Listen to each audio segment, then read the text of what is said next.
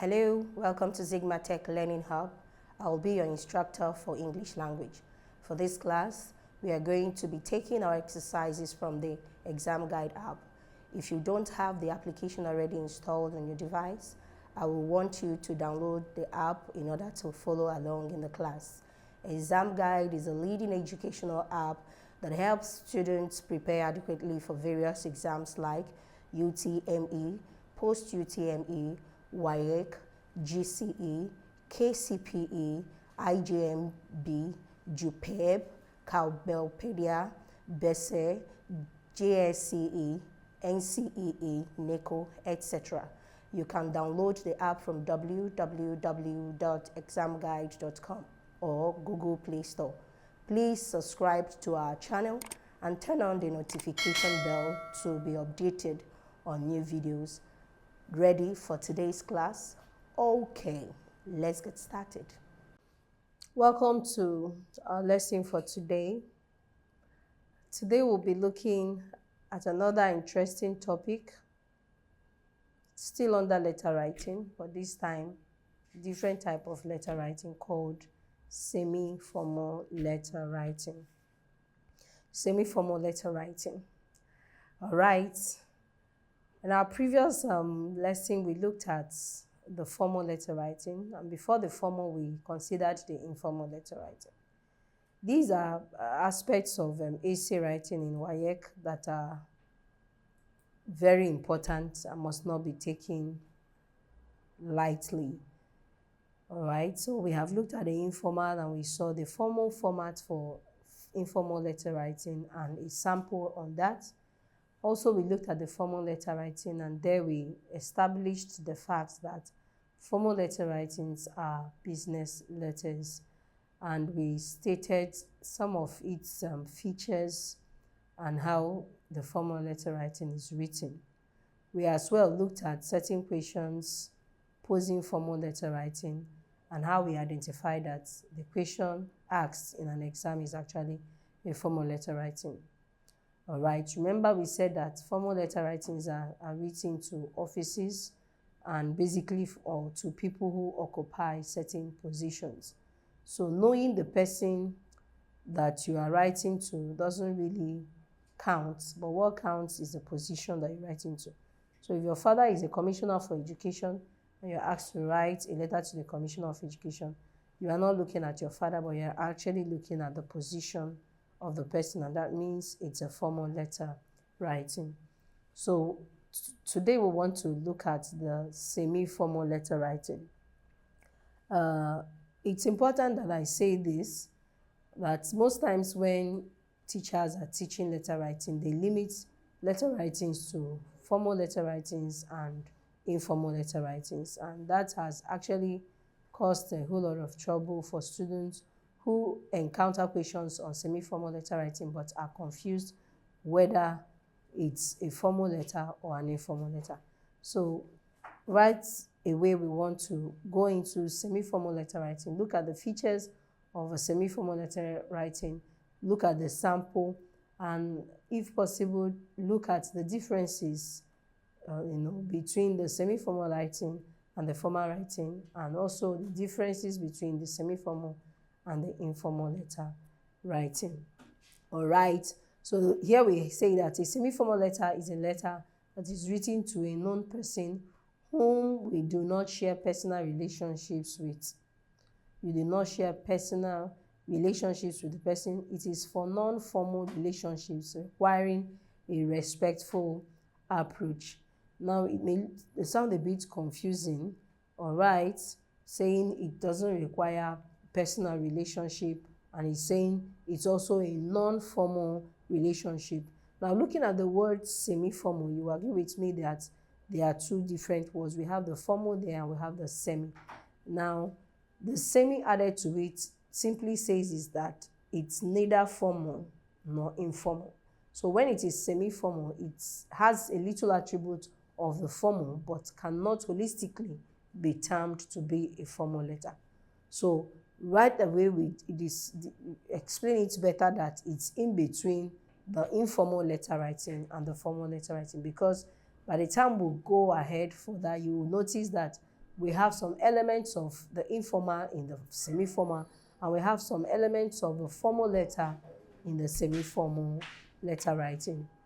So typical examples of semi-formal letters are letters parents send to school principals, all right, a teacher to or a lecturer or a pastor, or a letter to a known person. So these are aspects of semi-formal letter. You are not writing as a student, maybe your parent wants to write to the principal. He's not writing to the office, all right? At that point, not the office of the principal that the letter has to be filed. Remember, when we treated the formal letter writing, we said formal letter writings are written to people who occupy positions, and you are writing to the office, not to the person. But in this case, you're writing to the person, but you two do not have that close relationship where you become chatty with the person. No, that's not what we're saying. You'd have this relationship, but it's not like a personal relationship. You could actually tell the person things you want to tell the person without being formal, and at the same time, you're not being informal with the person. So a case of a parent writing to a principal of the school requesting maybe for something that is personal with the child, that is a semi-formal letter writing. Now, we can actually also classify the semi-formal letter writing in the aspect of a student writing to a teacher or a student writing to a hostel parent. That's also an aspect of the semi-formal letter writing. You see that such relationships are not cordial, neither are they official. That's it. They are not personal, they are not official, they are just in between. So even in your choice of words or language use, you use such language that is not formal, neither is the language official. So hence, a semi-formal letter is between a formal and an informal letter. Just like what I said, it's in between them. That's why it's called semi, part of formal and part of informal. So he said, which is why it is called semi-formal. Its content is usually a private or family issue. Now, things to note about semi-formal letter writing, very important. He says, we write semi-formal letters to people we do not know very well, but know by name and with whom we have a professional or business relationship with.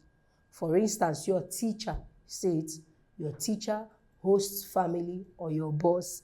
Now, I can write a letter. I want to write a letter to my boss. Maybe my boss's wife just put to bed, and I want to write a letter congratulating my boss. At that point, I will not write a formal letter to my boss. That's not a formal letter.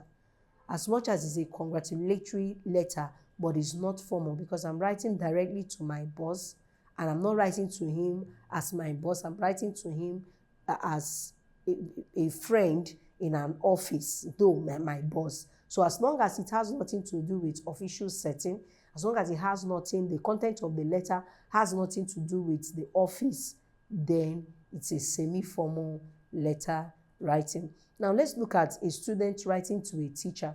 It can be written in two ways. A student can actually write a formal letter to his teacher or her teacher, and a student can as well write a semi-formal letter to his teacher or her teacher. Now let's look at these two scenarios. If a question is asked, a student to write a letter to your teacher reporting the incident that happened in class. Write a letter to your class teacher reporting the incident that happened in class in her absence and suggesting ways to remedy the situation. Obviously, looking at that question, you will know that it's a formal letter because you're writing a letter to your teacher in consideration to what happened in class. Now, you have another question saying, write a letter to your class teacher whose husband died some weeks ago and express your heartfelt sympathy. In that case, you'll be writing a semi-formal letter, not an official letter, because what happened is directly to the teacher. It has nothing to do with an official setting. So these are two ways in which you can write a letter to your teacher, one being formal and the other being informal, semi-formal rather.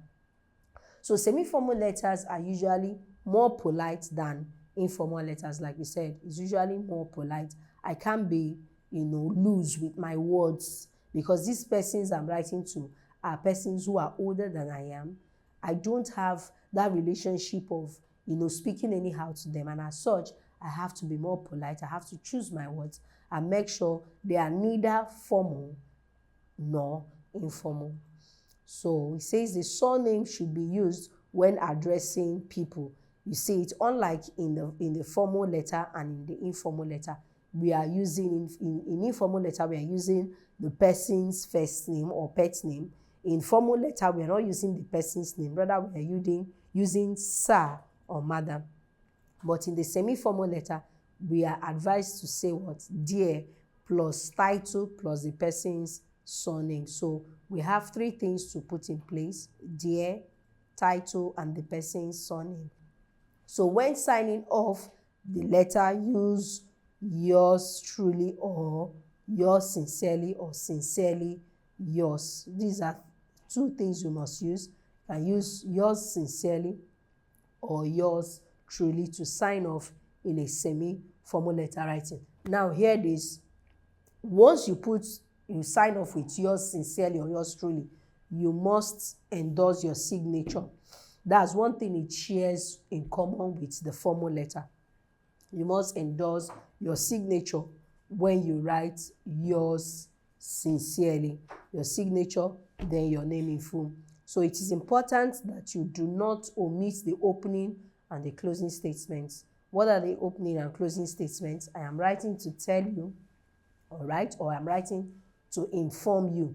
Then the closing remarks: thank you very much for your response, or thank you very much for your consideration, thank you very much for attending to the situation, or I am looking forward to getting a favorable response from you. I'm looking forward to having you come back to school to continue with us as our class teacher. So these are closing remarks that one can possibly use in a semi-formal letter writing. Then again, you must organize your semi-formal letter into 4 paragraphs. Yes, 4 to 5 paragraphs, depending on what you want to write on.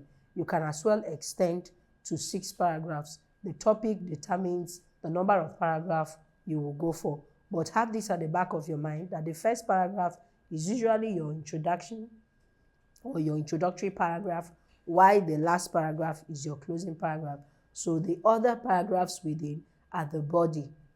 They are the body. The 3 other paragraphs or 4, depending, will definitely discuss the main thing for which you are writing the letter. So it is important also that when you are writing this type of letter, you make sure that your writing is neither too formal nor too informal. I said it already.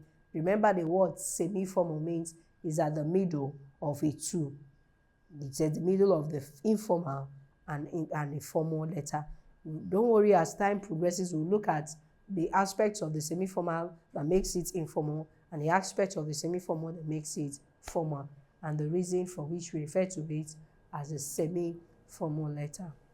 Now, semi-formal letter has to be polite.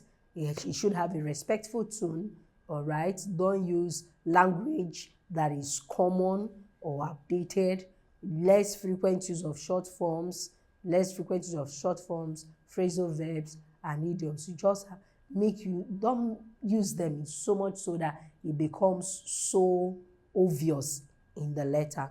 Now, in semi-formal letter writing, you can use contracted forms of words. Unlike in the formal letter, we are outrightly made to understand that we don't use contracted form of words in formal letter writing. But semi-formal, you can use contracted form of writing. And you will agree with me that contracted forms are also used in informal letter writing. So you can see that it has part of the informal and as well part of the formal. Then don't forget to use linking words. What are the linking words? Linking words are used in paragraphs. Your therefore, moreover, more so, in conjunction with, as soon as well as. These are words you use for your paragraphs. As long as you want to start off with your paragraphs, you use your furthermore, you use in addition to buttress the point. So those are your linking words. In your semi-formal letter, you're at liberty to use your linking words. Now let's look at the features of a semi-formal letter. It will be out of place to discuss so much about semi-formal letter and not look at the features, because these features are what enable one to write appropriately, just like we looked at the features of the informal, the formal, and right now we want to look at the semi-formal. Now, one thing is common with all the three letter types, and that's the address. I think, okay, we'll talk about address of the writer, we talk about salutation. The three types of letter writings, they have salutation, they have introduction, they have the body, and they have complementary close. But one thing we must know is that as much as they have all of these features, they are different. They are different. We don't do them the same way except the address of the writer, because the writer remains one and the same person. So address of the writer's address followed by the date is to be written on the right-hand side of your answer sheet. Not just right-hand side, but the topmost, because one hearing right-hand side can decide to go to the bottom and write. But you know wisdom is profited to direct. You should know that it's at the topmost right hand, because you have to write the body of the letter.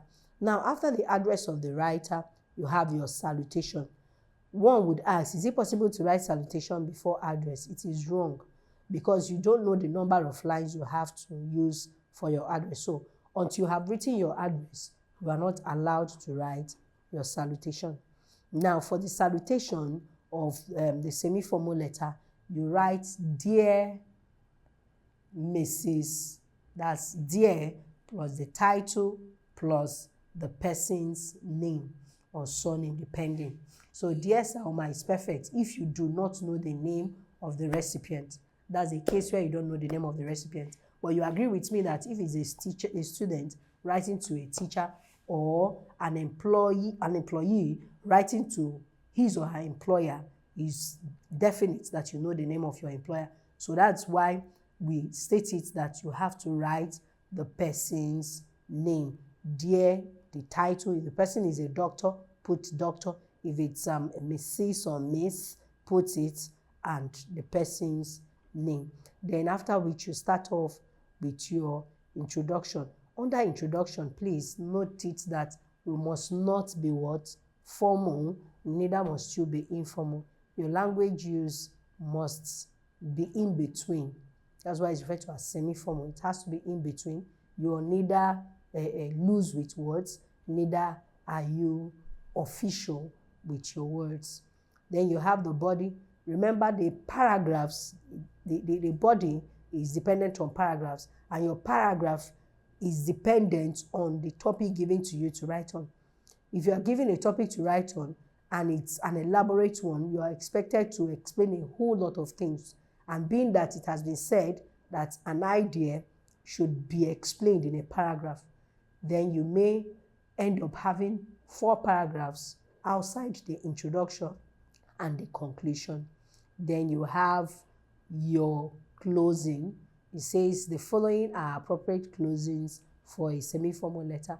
Respectfully yours, yours very truly, yours sincerely, sincerely yours, cordially, best regards, warmest regard, best wishes, and best. But for an external exam in our setting here in Nigeria, it is appropriate that you use yours sincerely. Yes, it is appropriate that you use yours sincerely. All other closing or complementary close for this semi-formal letter writing are associated with British exams, but I had to put them so that you know that they are also allowed. But for our Nigerian exams, if it is a semi-formal letter that you're presented with, then you must end it with yours sincerely. That's the similarity it has with the informal letter writing. So after your yours sincerely, the next thing is to sign the way you would in a formal letter. And after signing, you write your name in full. Yes, you will write your name in full because you remember you don't have a personal relationship with this person. The relationship you have with the person is not that informal. So your name has to be written in full, because there may be other people who bear your first name, but your surname will help the person identify who has actually written to him or to her. After which you see it, you sign, and you write your name in full. Either you write your name in full, or you write your surname with your initials, your surname with your initials. That way the person would also have an inkling of who has written to him or to her. So we want to look at a sample. To be out of place to go through the topic without looking at the sample to know what we have actually explained so far. So you see that I still have that same address I use for informal and formal. That is to show you that it is the writer's address and nothing changes about it. But you see that in other aspects, one or two things will definitely change. So that's the address of the writer, which is a must, written at the topmost right-hand side. The first letters of each word written in capital letter, the right punctuations observed.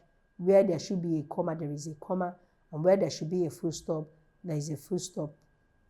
All right, so this is the letter, Dear Mrs. Smith. You see, I have my dear, I have my title, and I have the person's surname or name. Now, the type of paragraphing I use here is still the indented paragraph. I prefer the indented paragraph because that's what we were taught with while growing up, and I enjoy it because I feel it makes my work very neat. But I'm not saying the block paragraphing is not okay. It's still okay, but what one is conversant with, let the person run with it, other than starting with something and not finishing with it. So this is the indented paragraph, where you have to leave an inch from the point of the margin in your answer sheet to where you want to start off. And remember, I said something that once you start off in the indented paragraph style, the next paragraph must align with the first paragraph. It is out of place for one to start this I here, and when you want to start there, you move your hand inside, or you start it under the dear. That will be very wrong. Your organization will go down when the examiner is marking. So this is a letter for Mrs. Smith. It says, I am aware that some of my neighbors have complained to you about the loud party I held at my rented apartment a few days ago.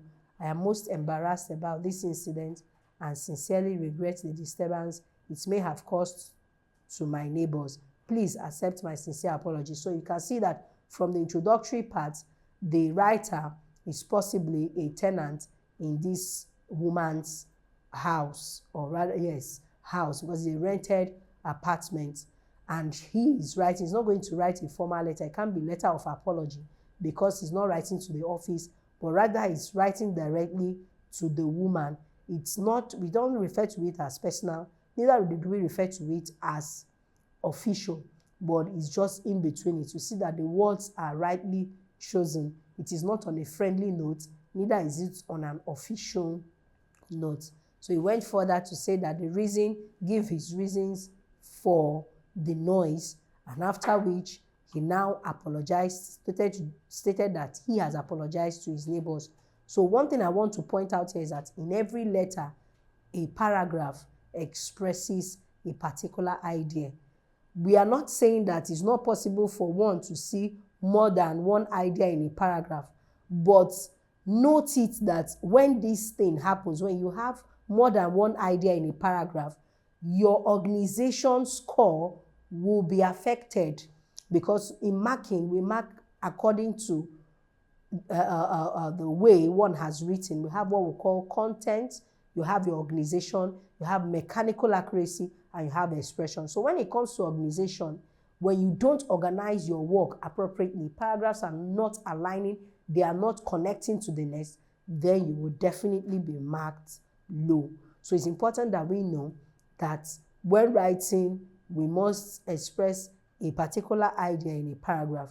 Then again, it's possible for us to have one idea in two paragraphs.